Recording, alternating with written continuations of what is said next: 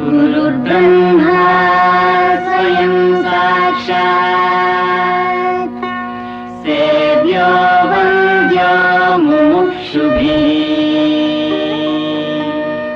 No द्वेजनीय एवायम् तत्त्वज्ञेन विवेकिना।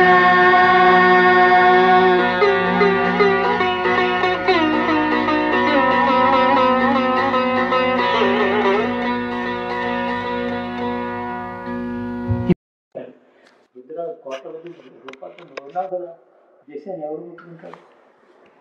అనగానే అక్కడ సిద్ధంగా ఉంటుంది. ఏది చంపిందో కూడా వాళ్ళకి తెలియదు. What killed their own, because they are so ignorant. Average poorest uneducated Indian ఇక్కడ ఉంటాడు, ఎడ్యుకేటెడ్ చైనీస్ కింద ఉంటాడు. Level the awareness of Rudra Shiva in the heart of the poorest man. The soap makes him so great, 1,000 times taller than awareness existence రావాలండి. అంటే తెలుసుకుంటుంది, existence రావాలి, తెలిస్తే చాలు. నేను చెప్పిన దాంట్లో ఎగ్జాజరేషన్ ఏం లేదు. ఏం లేదు, అలా అందులో ట్రూత్ సంకల్పం రెండు గట్టిగా ఉంది, పవర్ఫుల్గా ఉంది. అంటే జస్ట్ షేకింగ్.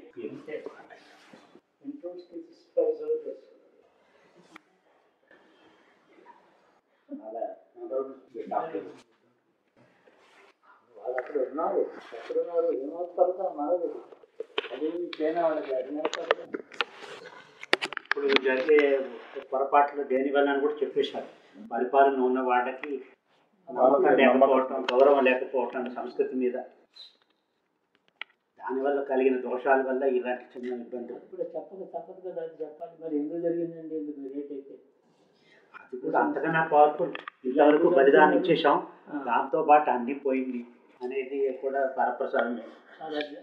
అల్టిమేట్ బలి అది ఏమి లేదు, పాప నశించింది. నేను అంత అర్థం మొత్తం ఓవర్వ్యూ తీసుకుంటే భారతకాలానికి ఈరోజు ఓవర్వ్యూ తీసుకుంటే ఈ లాస్ట్ బలి ప్రకృతి అక్కడ పవర్ఫుల్ బలి. ఎక్కడ బలి? రుద్రుడి సన్నిధిలో 10,000 మంది ఎప్పటికీ బలి బలేదు. జరుగుతుంది అది సన్నిధిలో అక్కడ. దాంతో ఆయన చాలా పవిత్రమైన ప్రాంతం అది. ఈశ్వరుడు చూడంగానే 10,000 మంది అక్కడ బలి అవ్వగానే తన దగ్గర అక్షయం చేస్తాడు ఆ పాప.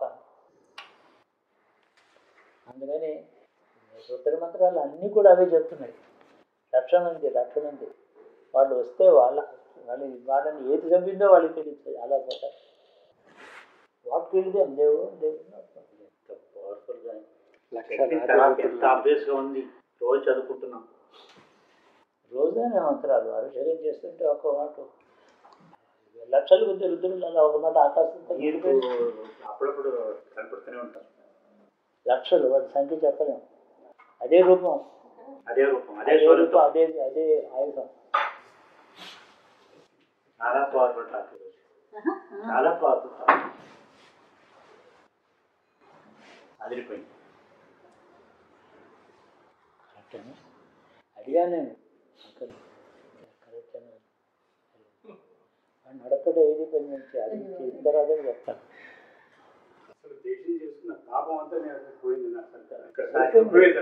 అది వేళ బలి అయిపోయింది రా రుద్రుడి సన్నిధిలో. ఆ పాపం క్షయం అయిపోయింది అక్కడే. పాప చరిత్రలో మనకి పాపం మిగలలేదు, అది నా భావం. ఏ పాపం మిగిలినా మళ్ళీ ఆపదలు రావచ్చు. కొంత మాటలు ఈ దేశం దండత నాశనం చేశారు దేశాన్ని శత్రువులు. అంత పాపం ఉండింది మనకి. ఇప్పుడు శత్రువులు మనమే బలి అయిపోయాం. దాంతో ఇంక శత్రుబాధ లేదు, దేశానికి ఎటువంటి బాధ లేదు. కేంద్రంలో పరిపాలించడంలో వాళ్ళకి ఏమాత్రం గౌరవం లేదు ఈ వస్తువు మీద. అందుకని చిన్న చిన్న బాధతో లోపల ఏంటి, వీళ్ళందరూ ఇంతమంది వీళ్ళు లోపలికి వచ్చినప్పుడు ఏంటి, పైగా యాంటనీ వోంట్ నేమ్ చెప్పట, యాంటనీ ఆ మాట అనడు, షేమ్ ఇట్ అంటాడు. చాలా స్ట్రాంగ్గా రాసిన పేపర్లో మినిస్టర్ మాట్లాడు వాళ్ళు ఇలా చేశారు, ఎవరో టెర్రరిస్ట్ వచ్చారంటారు. ఇది కాదు 6 మందిని చంపారు. అది ఆర్మీ చీఫ్ కాంట్రాక్ట్ చేశారు. 20 మంది యూనిఫామ్లు ఉన్నారు, పాకిస్తాన్ మిలిటరీ యూనిఫామ్లు వచ్చారు. మిలిటరీ యూనిఫామ్లో వచ్చారు వాళ్ళు, మిలిటరీ పీపులే వాళ్ళు. ఆర్మీ పీపుల్ అని చెప్పి ఆర్మీ చీఫ్ అంటున్నాడు. ఆర్మీ చీఫ్ అలా మాట్లాడుతుంటే యాంటనీ ఎవడు? What is Antony? Defence minister అంటే ఏం చేస్తాడు? ఏమీ లేడు, ఒకటి ఉండాలి కాబట్టి ఉన్నాడు. ఆ రిపోర్ట్ తీసుకొని ఇలా ట్విస్ట్ చేయటం చాలా పాపం కాదు. ఎలా చెప్పాలి? ఇండియా పాకిస్తాన్ టైస్లో ఏమన్నా తేడా వస్తుందో దానివల్ల అంటాడు ఈ హిందీ కంటెంట్ చేయకుండా. అంటే ఏమి లేదు, ఏమవుతుంది దాని మీద? ఆర్మీ అంబుష్ కిల్స్ 5 అన్నారు. ఆర్మీనే అంటున్నారు క్లియర్గా, ప్రెస్ మొత్తం అభిజిత్ అంటున్నారు. 20 పాకిస్తానీస్ అట్లా అలాంటి రాయాలి. పాక్ ఆర్మీ అని రాశాడు కింద. 20 Pakistani sneak in and carry out a dastardly attack on Indian Army patrol in Poonch area. Pak Army ambushes Pakistan. కూర్చొని టెర్రరిస్ట్ అంటారు, అదంటారు అంటారు. ఇప్పుడు చెప్పలేదు, రెగ్యులర్ ఆర్మీ వాళ్ళు. ఆగదు సీమాంధ్రుడికి తెగేసి చెప్పని సోనియా మంచి పని, వాళ్ళకి చాలా మంచిది, ఇది అందరూ చేయకుండా ఉంటే. Bifurcation is not negotiable. All your grades Telangana కంటే ఎక్కువ బాగుంటారు వాళ్ళు. ఆర్థికంగా నదులు ఉన్నాయి, అన్నీ ఉన్నాయి వాళ్ళకు ఉన్నాయి. పాపం ఇక్కడ గోదావరి నది చివరి ఉంది, ఒక మంచి నది కూడా లేదు, వర్షపాతం తక్కువ. హైదరాబాద్లో ఏముందండి? మీరు అక్కడి నుంచి హైదరాబాద్ సగం సగం చేసుకుంటారా? ఏం చేసుకుంటారు మీరు?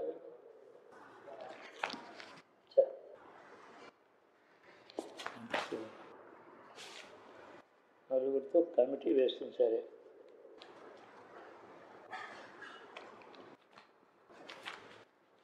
ఆంధ్రజ్యోతి పాకు ఘాతుకం ఇదంతా వాళ్ళు అడ్వర్టైజ్మెంట్కి ఇచ్చేసేసి రాజీవ్ గాంధీ ఇన్స్టిట్యూట్ ఆఫ్ టెక్నాలజీకి మొదలు పెద్ద పేట ఇస్తారు, దానికి పాకు ఘాతుకం కింద రాశారు.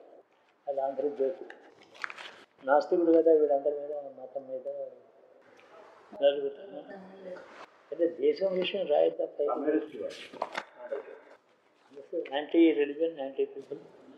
మొన్న శాస్త్రితో ఇంటర్వ్యూ చేశాడు, అది ఒకటి సడన్గా శ్రీకాంత్ చేస్తే చూసాం టీవీలో.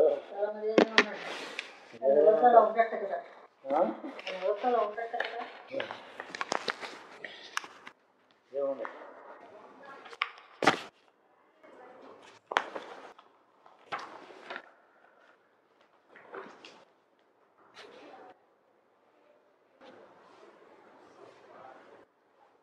సంతోషంగా జీవించడానికి మారుతీకారం కనండి.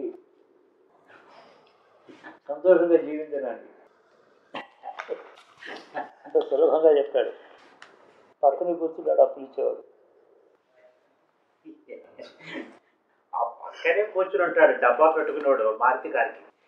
అక్కడ ఎన్ఏజీ క్రాస్ రోడ్లో 2 మారుతి కార్లు కూడా నిలబడి ఉన్నాయి. అక్కడ పట్టుకెళ్ళిపోవచ్చు. చిన్న నౌకరీ చేసి 20,000 30,000 సంపాదించేవాడు. అది గంటకి దాని వాల్యూ పడిపోతూ ఉంటుంది జరుగుతుంది సమయంలో.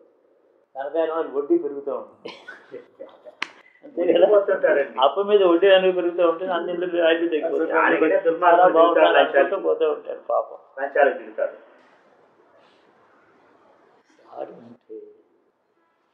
తృప్తిగా జీవించడం పోయింది కదా.